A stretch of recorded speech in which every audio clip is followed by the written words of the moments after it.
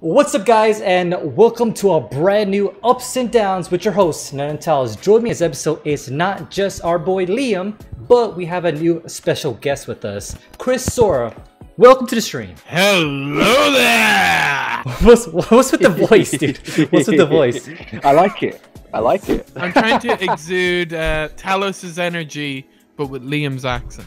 This is if Talos and Liam have a child. And for me, that's going to be a down, guys. And for me, that's going to be a down. Regardless, guys, welcome to the stream. Today is all about the ups and downs for the Yu-Gi-Oh! Arc V. Episode 1 right now. This is actually a two-parter, but we're going to be covering episode 1 exclusively today, which is suggested by one of you guys in the comments down below. Who suggested this? Wet Eyes. Wet Eyes? Frick you! I'm calling you out, buddy. How dare you? The reason why I was saying that is because obviously some craziness happened. Obviously, it's going to be a very controversial episode nonetheless, but let us get into it. Obviously, this is the introduction of episode 1, the Tracks of Light Pendulum Summon Arc V episode 1. First and foremost for me, this was all over the place. I don't know how you guys feel about this, but I think for me, I'll have to give this one a down, only because of just how random it is, how colorful it is. I guess in a way that could also be a positive, but at the same time, I'm like, that was a comment I had, is what is happening right now? I completely agree. It's a mess of how to start a series. Just so people know how my brain kind of works. What's happening? Who are these characters? Why does the background look weird? Are they in a computer? I don't know if they're in a computer. No, yeah, the background definitely looks weird compared to the main characters. It's pixelated, yes. What is going on? I mean, it makes sense later on in the as he went on, because it is actually a computer-generated thing, especially when I don't even know her name. What's her name? The one with the pink hair? We never learn it. We never learn it, right? We never learn her name. Was it who Elvis-looking guy is, and we never learn who their other friend. Yeah, I don't think they ever mentioned their names, and obviously, correct me in the comments down below if they did, but if from my memory, they haven't introduced any other characters in terms of their name, unlike other characters, unlike other series that we watched so far. I'd give this a Grand Slam brown down. Yeah, it's gonna be a brown down for us, guys. Like, that is insane. So not just a down, but a brown down. The issue is, just so people know where the big issue lies, it's not that we weren't paying attention and didn't know what's going on. It's just the introduction of the characters is very poor. If you look at the episode 1 of Duel Monsters as a template for a perfect way of introducing characters. Establishing shot of the school. Hear the voice of Joey going, "Oh, I've lost again. Oh, I've lost again." You see the two of them, and they're both playing cards at a table. It's so simple. Of course, the hologram monsters are introduced, but the Duel Monsters episode 1 starts off so simple. It establishes you in that world, it grounds you, and you're introduced to the 5 main characters if you include Kaiba, in the first scene. And in that one scene, you already know who most of them are. Like, you may not know their names, but apart from Joey and Yugi, Probably in Kaiba, you know, at least the generalness of their characters. And that's a good point. That's a very good point. Like, in this episode, like, it just felt like it was all over the place. Like, it put too much in your face.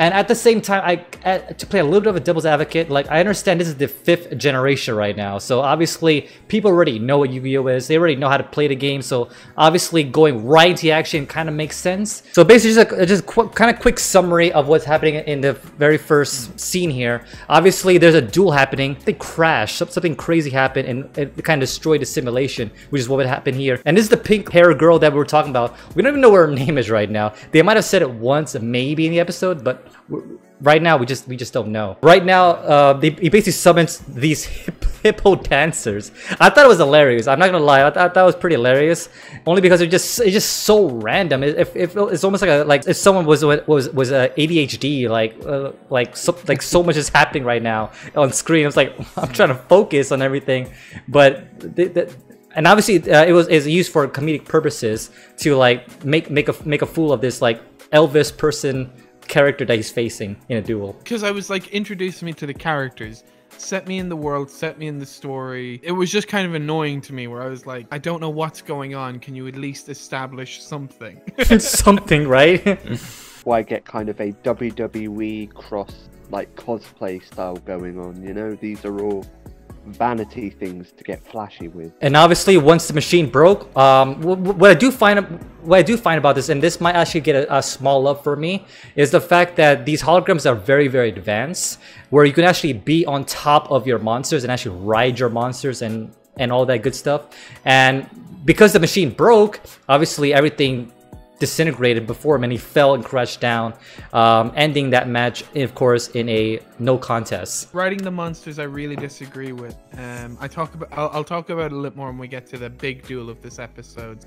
It's the kind of the Pokemon feel to it, you know, when that's what I was going to say later on. We could talk about that more in detail, but just the the aspect of it, it's two Pokemon. To me, the impressiveness of from the first ever season where Kaiba introduces it, where Yugi's grandpa kind of gets a bit disorientated from a bit of flashy graphics effects to where they are now. I do like the fact that they're showing more advanced duel in the game itself, but at the same time, it's a formula where they had it from the basic. I mean, of course, technology goes and advance over time. I like the advanced tech. So basically 2 ups and 1 down. That's still gonna be an overall up, but a weak up nonetheless. All right, so now that pretty much ends the first match, I guess, roughly, and it goes into the opening cinematic scene. What you guys think about? Obviously, we're watching the Japanese version of this, so we briefly watched the dub version of the opening theme song, and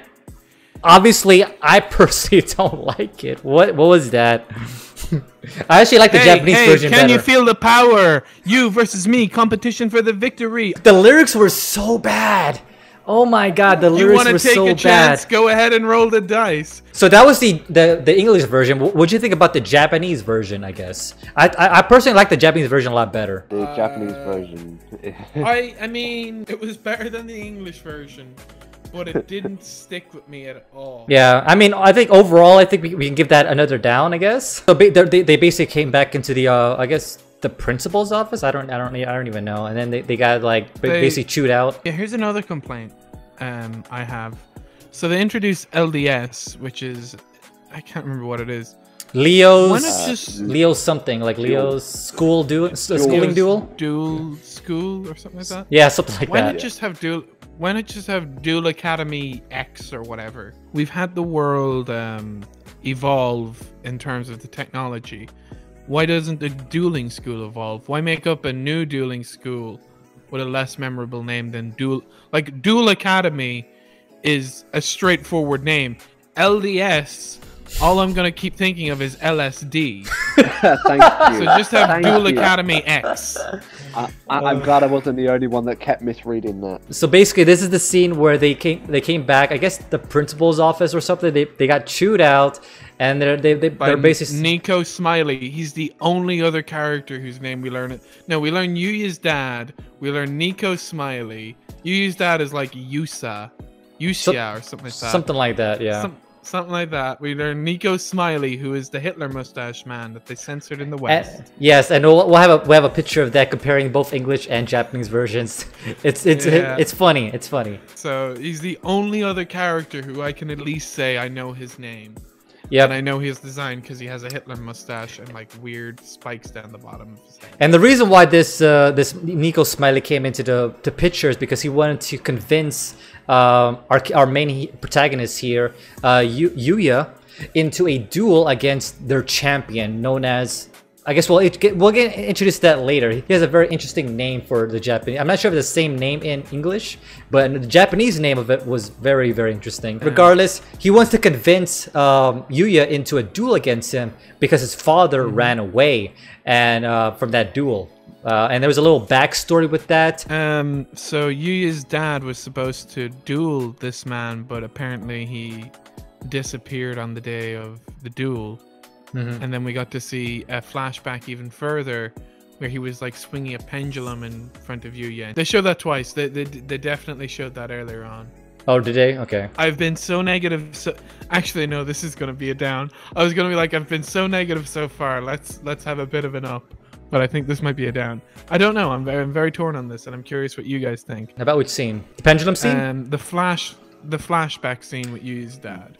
It's all the backstory of Yuya's dad. I would consider that an up as well. It's a weak up because it does show a little bit more of a vulnerable side of this character. Because obviously when we're first introduced to Yuya, he was very happy, very cheery, trying to cheer everyone up. But there's I guess a much deeper backstory to him. Can I say I knew you would love that because you're a big Final Fantasy X boy. And I was like, oh, it's Final Fantasy X, the daddy issue.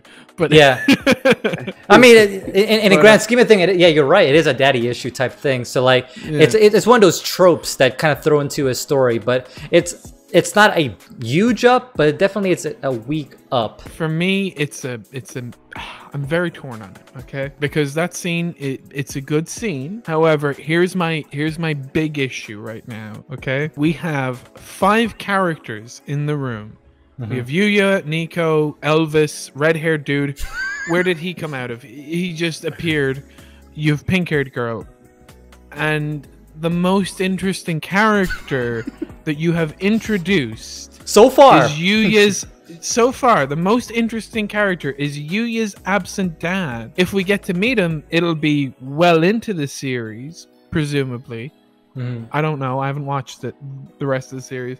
But he's the most interesting character you've introduced so far, and he's not even there. He's an absent father. Yeah, he's not even there. While it's a good scene, and while I enjoy it, that was just in my head the whole time. Was I'd rather follow this character. Pushes a narrative, but at the same time, as Chrisora said, you know, there's too much of a highlight on one person in their text dialogue of their thoughts. The other. So you're giving that scene a down? Yeah. All right, so overall, a down. I was so close to saying no. I'll give it an up, but I'm so torn. It's fine. It's fine. That's why we have this show. Can we take that? Take back the down. Woo, woo! Alarms! Take back the down. I'll give it an up because I have so few ups. This was one of the ups for me. All right, so we have 2 ups and 1 down on that scene. So basically, a general overall up. Well, we have like all 4 main characters kind of that you can see here. Do you want to talk about their designs for a minute? I mean, they're very, very unique. Like, obviously, we have that Elvis guy character here. Like, I don't know what his deal is. Like, he's supposed to be, I guess, a comic relief type character, I would imagine. So he's like a Chumley character, I guess. And then we have this female character that presumably might be a love interest. I don't know. Maybe maybe a sister relationship. I don't really know. But she seems to really care about this other Yuya character. Yuya himself is a very interesting look where he has that like goggles, green hair, and I don't red know, hair underneath. Red hair underneath, and then the other like coach-like character with the bright red spiky hair. I have no major complaints with it, but it's definitely very, very unique, I guess. I think these guys have been, the creators have been taking some creative cues. they've been taking their LDS. Yeah, thank you. I mean, look, we've got a guy that can't decide whether he's Bumblebee or the Mask. We've got fucking samurai. We've got Samurai Elvis and his like mechanical freaking soldiers. Got Little Miss fucking Tia of the group. Right. Little Miss generic anime character design. Yeah, you could probably find anyone on 5. This video's gonna get so many dislikes. But regardless, this is just our opinions, guys. Obviously, like as a first-time viewer, this is exactly what we're looking at right now. I very much don't like these character designs because, like when you were going through them, Talos, a lot of what you were saying is, I don't know. Maybe they're this, but I don't know. You guys harped on GX, and I'm here to defend Yu-Gi-Oh! GX's honor. You look at Jaden, and you see confident kid, ready to learn how to duel. You look at Cyrus, he's short, has glasses, definitely the nerd. Chumley, fat comic, definitely the fat comic relief. Alexis, definitely the hot blonde girl that you're supposed to enjoy as a young man. And a lot of us did back then, I can tell you. You look at Cyrus, definitely the antagonist to Jaden. These are very much a mess where I don't know what the character design is trying to portray. Because yeah, that's a good point. That's a good point. I don't know if he's because we talked about we talked before the episode about how GX introduces characters versus this, and my kind of defense was no, but I know all the GX characters. I don't know who any of these are, and I think the character designs in GX are so they speak so much to who that character. Like you look at the character and you're like, I know what that character is, I know what they're about, and then you're given a name and you're like, okay, I'll associate the name to that.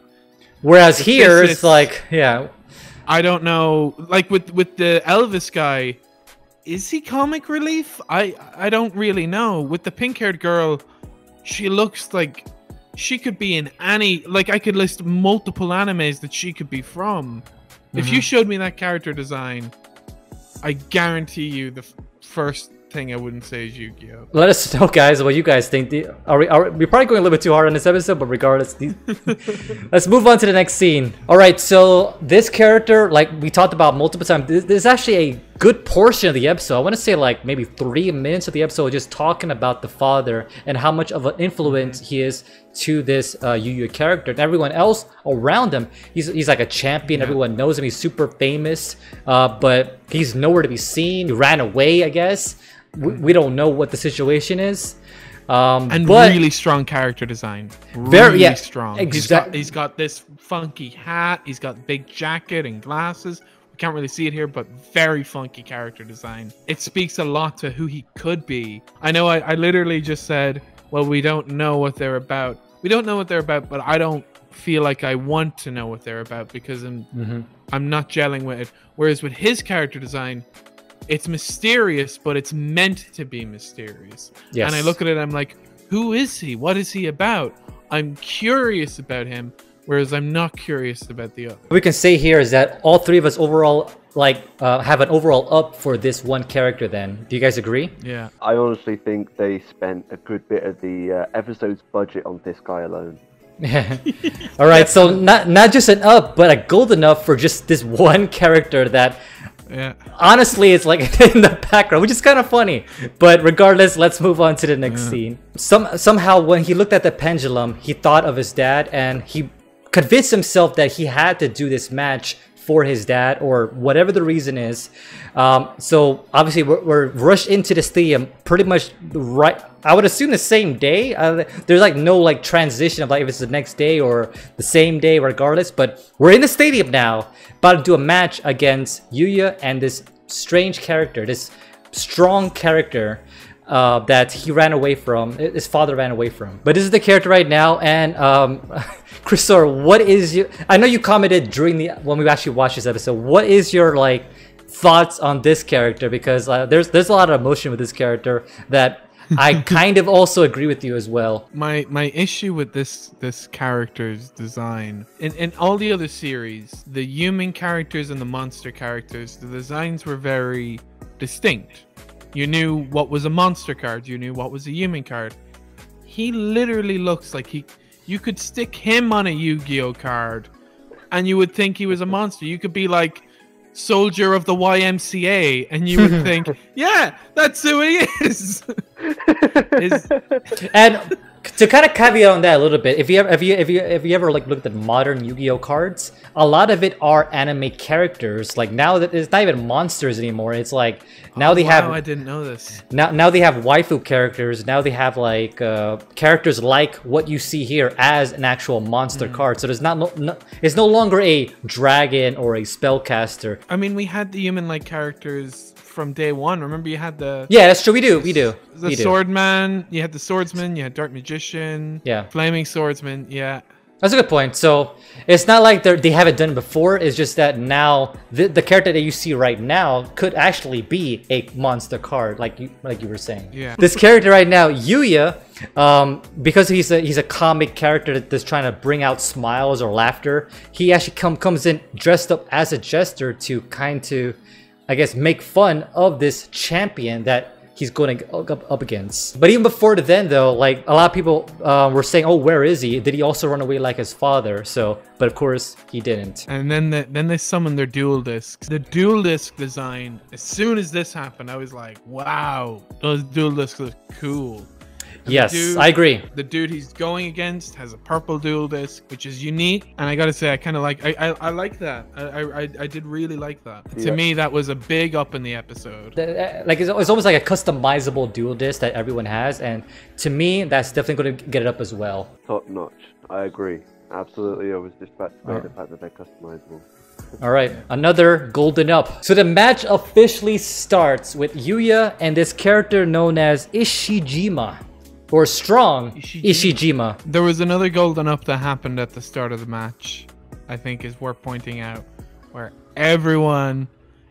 all three of us burst out laughing. You're right. Go ahead. Ladies and gentlemen! They literally said that like 3 or 4 times. Like, it wasn't really funny the first time or second time, but the fact they kept saying that over and then like Yuya was like, he said, "Ladies and gentlemen," and then he climbed down. For some reason, all 3 of us busted laughing. I guess with that, just the fact that it made us laugh, I guess that will give us as golden up as well. 1 golden up. And that's the last golden up you get from me, you smelly episode. I really don't like this UI design that they've gone for. Not even just here, but through the rest of the episode when it shows their life points. I don't know, it's a bit of a mess. Every other UI design I've seen, and keep in mind I've only seen original GX, and I've never watched 5Ds, but I've seen the design in that, and it looks slick and it looks nice, whereas this, it was like a weird shape. It just wasn't vibing with me. I was gonna say this particular screenshot looks like Pokemon. The verses, the way the characters are looking, that looks like Pokemon. But for me though, I don't really hate it. I don't really love it either, but I think for me it's more of a neutral, so kind of like it's neither up or down for me. I'm definitely in a down with it, just purely because there's been many iterations of how they've designed the life point over the years, over the generation. All right, so let's like overall down for this one. All right, so the match finally starts up, and it looks like Yuya is actually running away during the first turn. Obviously, the first turn he can't draw a card. Drawing Ishijima, or whatever his name is, summons this like. He actually summons 2 monsters at the same time and using a action card. I'm assuming it's a magic card. I don't really know the difference between an action and a magic card is. And for that, of course, that means he sacrificed 2 monsters to summon this. The announcer would put in a field card for people to start off with rather than. Oh yeah, like Liam was saying that the I guess before the match even started, a field card was summoned for this like stone castle thing. I'm assuming to give an advantage to the champion because he was sitting at the very rooftop of it. And because the way the holograms work, you can actually stand on top of the holograms versus actually, I don't know, just being there like how it was in previous generations. Look, he's riding his monsters. It's like a Pokemon battle. The ones dueling are too involved in the fight when they shouldn't be, if that makes sense. He puts down a load of random spell cards and we never see it, and he's just like, "Oh, I'm dodging your attack with this spell card that I apparently had." When did you put down your spell card? We never saw that. And I said the card game in the original in GX always had a structure. In this, things just happen and we're just supposed to accept that. The one thing to keep in mind that the new meta that happened in this generation is they actually have hand traps now.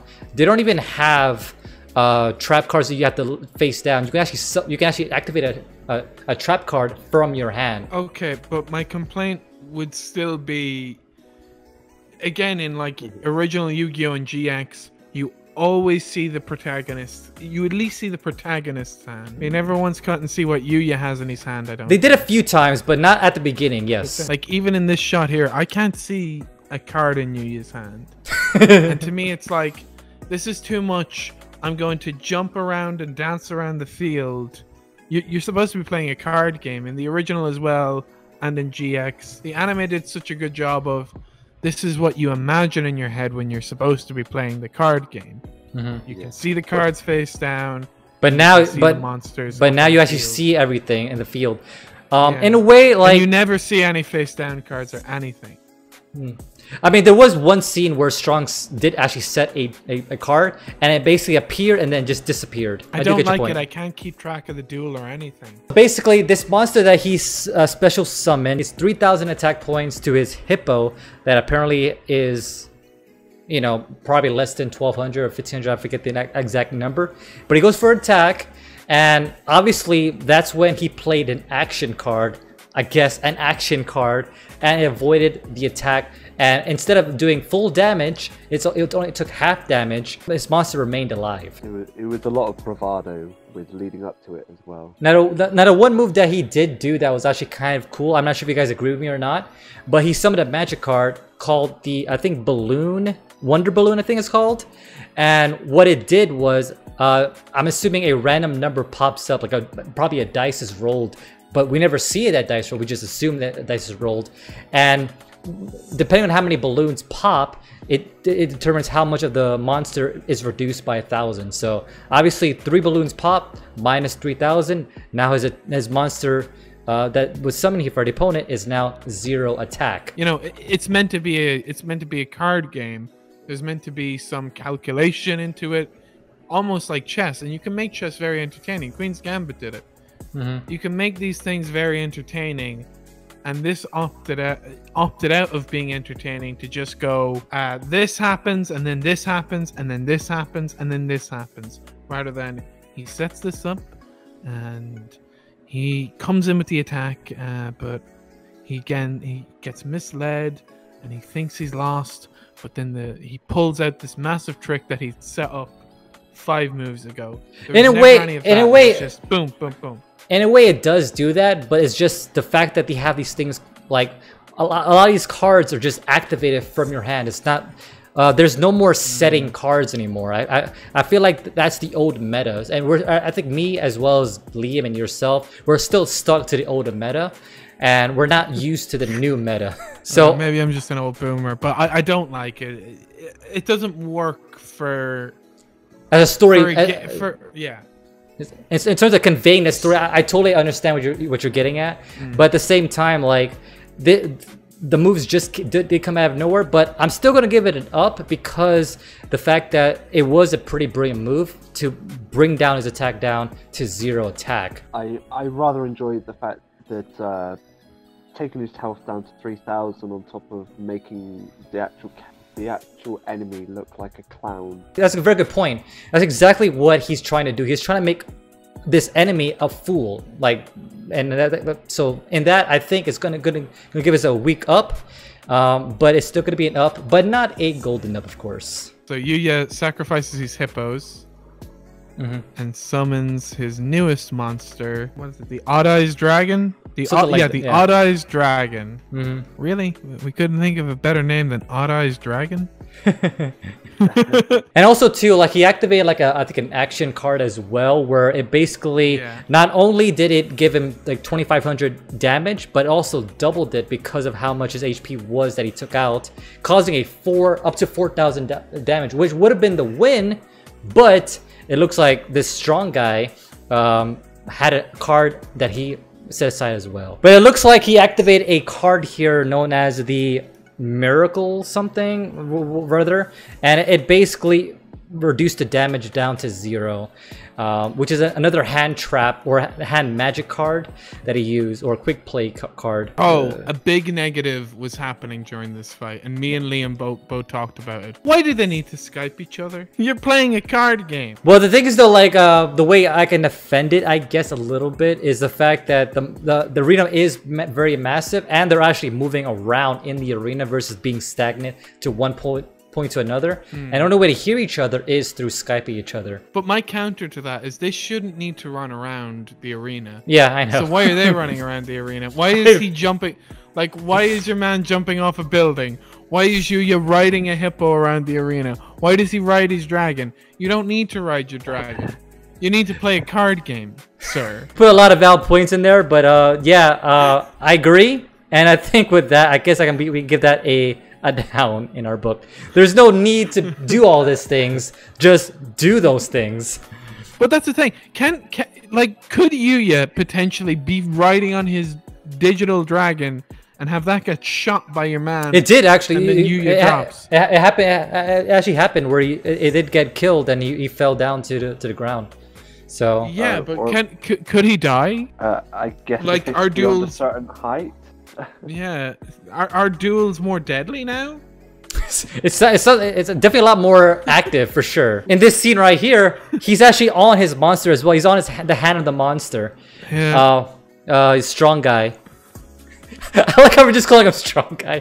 But regardless, you get the idea. People are able to ride monsters right now, and it looks like after he destroyed his monster, now he's left with that emotion, that doubt of like maybe I can't defeat him. Like there's a reason why my dad ran away. There's another. there's a weird. Okay. Tell us, are you going through some therapy here? There's a reason why my dad ran away. This is the idea that Yuya might be going through his head. Like there's a reason why maybe he can't defeat this guy. And then there's another backstory that happened, a little memory that happened with the pendulum. And you remember that he can actually do a pendulum summon. They ripped off Evangelion and they made his catchphrase, and they had it earlier on in the episode. They made his catchphrase, I must not run away, which is literally Shinji's catchphrase in Evangelion. And it's because of daddy issues as well. So, you know what? We're ripping off Pokemon, we're ripping off Evangelion. This isn't even Yu-Gi-Oh anymore. I'm done. Definitely a lot of tropes. Definitely a lot of tropes was used in this. And that's why we're putting so much, like, I guess, negative energy into this. But basically, that is why this whole thing didn't need to be there, really. So in a way, we can give this one a down. But going back into the actual summoning of pendulums, apparently after that moment that he remembers about Pendulum and how he can, I guess, be better than his dad, he summons he summons a level 2 and a level 7 pendulum monster, which, from my understanding, I guess, correct if I'm wrong, but you can actually summon any card from your hand between those two levels. Is that what is happening here? Was his turning point moment.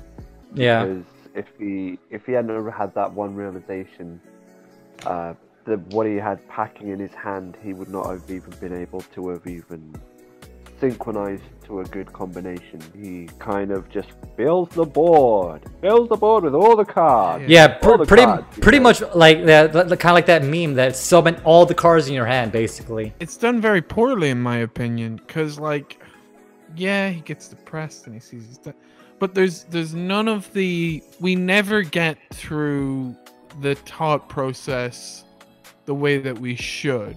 Like, yeah, he does get sad, and you have the flashback of the dad going, pendulum swings bigger and bigger. But you don't really have him looking at his hand and going, yeah, that's right, Dad. You're like, in Yu-Gi-Oh! He sees Exodia, and he's like, yeah.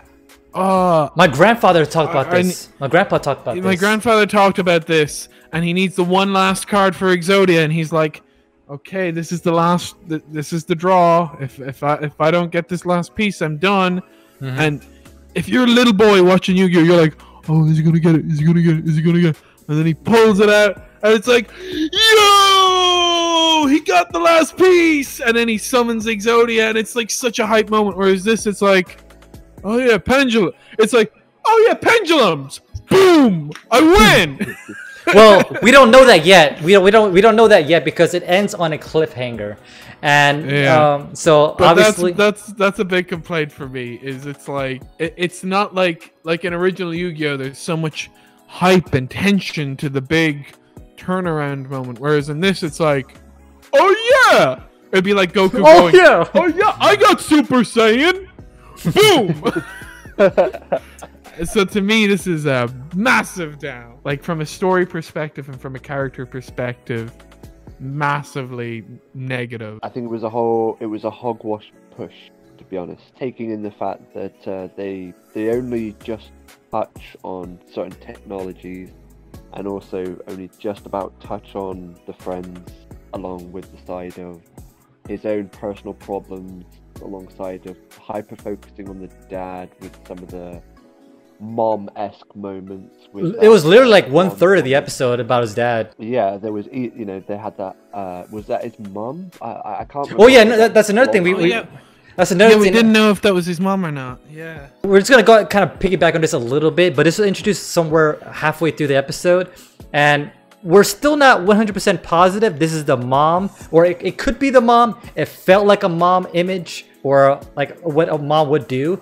Yeah, like that's the one thing I definitely have to critique about the episode, is like there's a lot of characters introduced, but we don't know what their purpose is. Like we don't, and we can't even remember their names for half the time. This lady literally shows up and she's like, "Oh yeah, Yuya, you can do it, buddy. Yep, this is exactly what the issue you have with your dad, Yuya. Don't worry, you're not like your dad, Yuya." And that's the only reason, because she keeps mentioning his dad, is why we assume it's the mom. Yeah. And because she's an older woman. It's not like she even references having a connection with the dad. It's her just being like, yeah, overcome your daddy issues. And also another thing to keep in mind too is she's one of the only characters that's like dressed normally. Like everyone else is like dressed like crazy outfits. This one's like the only character that's like dressed normally. So it kind of gives the impression, yeah, she's probably just another side character, like a mom like character. Like, but even the mom in Pokemon episode 1 was more of an interesting character than this mom. But I'm just saying, all three of us nearly overlooked her. Yeah, we almost forgot about her actually. Yeah, going back into the overall episode, like what else did you want to mention, Liam? And your overall rating? I'd rather be in more of a scenario where I know what I'm getting into before I'm going to invest the time into it. It's more of a down for me. There comes a point where the flamboyance of certain things are a bit tongue-in-cheek. And with the whole character thing, I'm going to give that a down as well, overall down for us, because as I mentioned before, a lot of characters were introduced, but we either don't care about them, we don't know their name, we don't know the point of them, so obviously that's going to be a down for us. Now, Chris, what is your overall opinion on the episode? you don't need to ask that. The episode, from the very beginning, the episode fails at any sort of character introduction, any sort of storytelling, allowing a viewer to form any sort of a connection with the character. From the very start, the episode easily manages to establish, just turn off your brain, we'll show pretty colors in your face. And that's why it's a big down, the biggest down that you could go.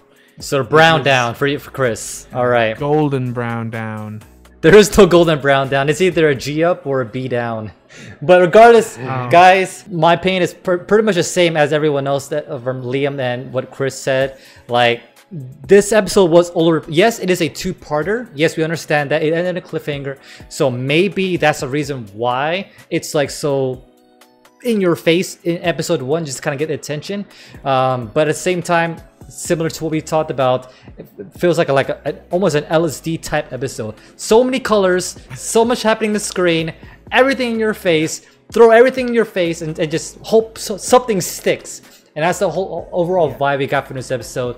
So for me, our third episode here in the ups and downs, this is going to be an overall down for me. So guys, that is our opinion, and let us know what you guys think in the comments down below as well. Any final comments before we end the episode, guys? I would just like to say, if you are a fan of this show, just understand, we didn't go into it to hate it, we went into it to enjoy it, and we will be watching part 2. And I hope it gets better. I hope it gets better. I really do. But after this introduction, it's going to be very hard. They're going to want to change a lot. That's my final comment. So alright guys, that pretty much concludes it. Hopefully you guys enjoyed it. If you did enjoy it, definitely give us a like. And if you agree with this or not, let us know in the comments down below your opinions on this episode. Like I said, this is the first time either one of us three have watched it. So we're going to this perspective as a first time viewer. And right now, This is our opinion, and that's all we can say. Regardless, we are going into episode 2. If you guys want to, consider giving us a subscribe, and of course, definitely check out Chrisora. He has his own channel as well, and he's also a part of the Stully community. So definitely check us out in there as well. I'll have all the links in the description, and of course, like I said, we'll see you in episode 2 of Ups and Downs for Yu-Gi-Oh!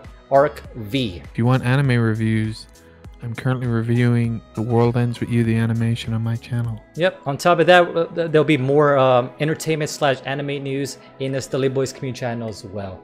But that's all we got. So until next time, this is Talos, Liam, and Chrisora signing out. Peace.